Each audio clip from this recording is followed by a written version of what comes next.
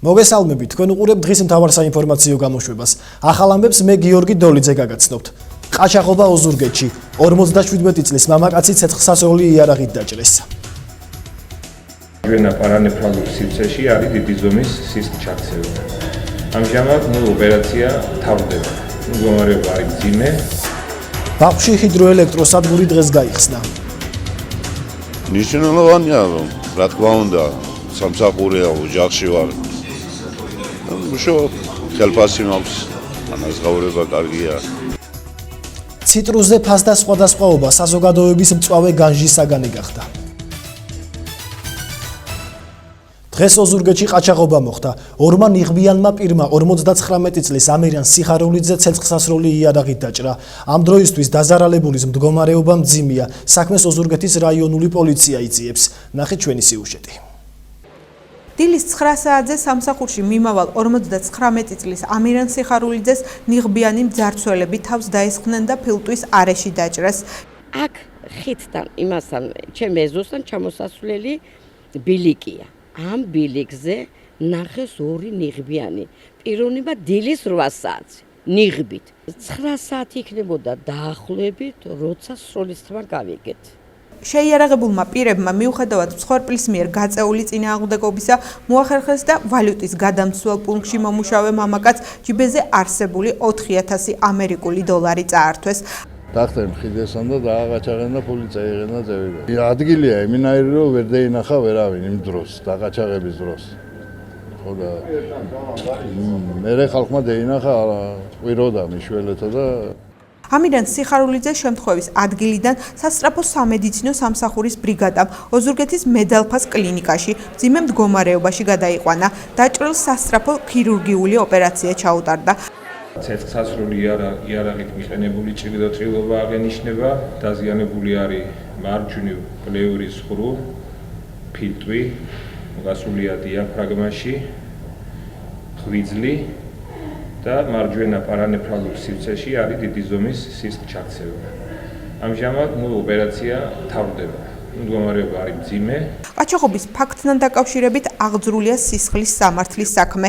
გამოძიებას ოზურგეთის პოლიციის კრიმინალური სამსახური აწარმოებს. ამ ეტაპისთვის ამირან სიხარულიძის მდგომარეობა სტაბილურად მძიმეა. აღნიშნულ თემას სიტუაციის განვითარების მიხედვით დაუბრუნდებით. სოფელ მთისპირში ბახვის 3 ჰესი დღეს ოფიციალურად გაიხსნა. ჰიდროელექტროსადგურის მშენებლობა და მუშაობა მნიშვნელოვანი მოვლენაა როგორც მთელი გურიის რეგიონისთვის, ასევე სოფელ მთისპირის ადგილობრივი მოსახლეებისათვის. ჰესის მშენებლობა 2011 წლის დეკემბერში დაიწყო და 2013 წლის დეკემბერში დასრულდა. ჰესის მართვა სულ 25 ადამიანი უზრუნველყოფს. მნიშვნელოვანია, რომ რა თქმა უნდა, სამსახურია, ოჯახში ვარ. ხელფასი მაქვს, ანაზღაურება კარგია. ბახვი ჰესის 3-ის ლენტის გაჭრის ცერემონიალს ენერგეტიკის მინისტრი, Silk Road ჯგუფის დირექტორთა საბჭოს თავმჯდომარე, უსტო ჯგუფის წარმომადგენელი და სხვა საზოგადოების წევრები ესწრებოდნენ. მდინარე ბახვის წყალზე მდებარე დაბალკაშხლიანი ტიპის 9.8 მეგავატის სიმძლავრის ჰიდროელექტროსადგურის წლიური გამომუშავება 38 მილიონი კილოვატ-საათია. ეკონომიკის განვითარება ზუსტად დამოკიდებულია და პირდაპირ კავშირშია ენერგეტიკის განვითარებაზე. ჩვენ თუ ენერგეტიკულად განვითარებული ვიქნებით, საკუთარი ელექტროენერგია გვექნება უფრო მეტი შესაძლებლობა, ბევრი ადამიანი დავასაქმოთ, ბევრი საწარმოები გაიხსნას ქვეყანაში, ქარხნები გაიხსნას. თუ ჩვენ ვიქნებით დამოკიდებული ისევ მეზობელ ქვეყნებზე როგორც დღეს ვართ, რა თქმა უნდა, გარკვეულ პრობლემებს შექმნის ქვეყნის ეკონომიკურ განვითარებაზე. ჰიდროელექტროსადგურის ზამთრის სეზონის გამომუშავება მთლიანად საშინაო ბაზარს მოხმარდება, ხოლო დანარჩენი მოცულობა თურქეთის რესპუბლიკაში იქნება ექსპორტირებული.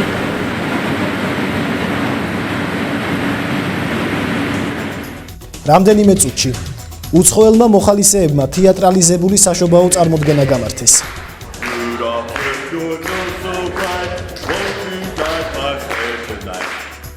გურიის საჯარო სკოლებს შორის მხიარული სტარტები დაიწყო.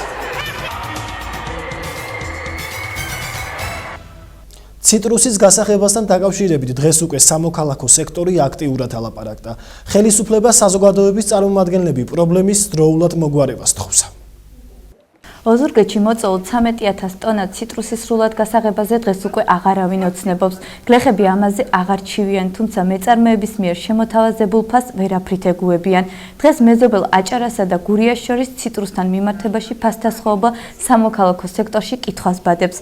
ჩვენ მოვიკვლიოთ ინფორმაცია და დავადგინეთ, რომ ანალოგიური ტიპის ციტრუსი, კერძო სტანდარტი, ქობულეთში და ბათუმში ბარდება ზოგი 45 თეთრად, ზოგი 50 თეთრად. და ბუნებრივია დავსვამ ასეთ კითხვას. რატომ ხდება ეს ასე ოზურგეთში? რატო იბარებენ ოზურგეთში, აი მაგალითად ლიხაურში 30 თეთრად და ეს მაშინ, როდესაც ანალოგიური ზომის ციტრუსი ბათუმში და ქობულეთში ბარდება 45-დან 50 თეთრამდე. საკითხის სიმწვავიდან გამომდინარე, როგორც ცენტრალურ, ისევე ადგილობრივ ხელისუფლებას საზოგადოების წარმომადგენლები პრობლემის ერთობლივად გადაჭრას თხოვენ. მოდი რა, ყველა შევიკრიბოთ, ხელისუფლების წარმომადგენელია, მოქალაქეა, დამამზადებელია, დავждეთ და რაღაცა ჩამოაყალიბოთ. ახალი ხელისუფლება ერთი წელი ხო არის ხელისუფლებაშია, ხომ? ხომ უნდა იფიქროს, სამსახური გვაქვს, სოფლის მეურნეობის დარგით გვაქვს კიდევ ამავე დროს IP, ხო? ვიღაცა ხო უნდა ფიქრდეს ამაზე. მიიღებს თუ არა სამოქალაქო სექტორის რჩევებს, მთავრობა ამას დრო გვიჩვენებს, თუმცა ციტრუსთან მიმართებაში დრო არ ითმენს. შეგახსენებთ, დღეს ამ თემაზე ჩვენი კორესპონდენტი ქეთი მგელაძე მუშაობდა. ევროპული და ამერიკული საშობაო ტრადიციები დღეს უცხოელმა მოხალისეებმა საზოგადოებას პრეზენტაციის სახით წარუდგინეს.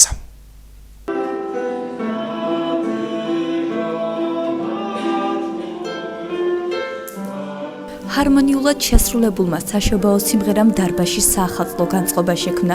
სანტა-კლაუსი, ნაძვის ხე, საშობაო ბაზრობა, კულინარიული ნაწარმი. ეს არასრული ჩამონათვალია იმ ატრიბუტებისა, რაც ევროპასა თუ ამერიკაში შობის დღესასწაულს ქმნის.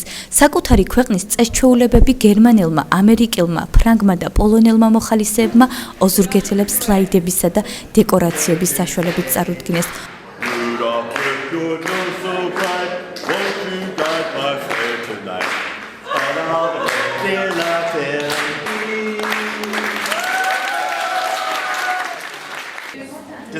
ემოციურად დატვირთულები ვართ. ჩანაფიქრი, რომ საზოგადოებისთვის წარმოგვედგინა ჩვენი ტრადიციები, მე მგონი კარგად გამოგვივიდა. შობა ყველა ქვეყნისთვის განსაკუთრებული დღესასწაულია და მიხარია, რომ მომეცა საშუალება ჩემს ქვეყანაში მემოგზაურა. 4-ვე მოხალისე რამდენიმე დღეში არა თეატრალიზებული, არამედ ნამდვილი შობის შესახვედრად საკუთარ ქვეყანაში გაემგზავრება. დღეს ოზურგეთში მხიარული სტარტები დაიწყო. ასპარეზობაში გურიის საჯარო სკოლების 22 გუნდი ჩაერთო.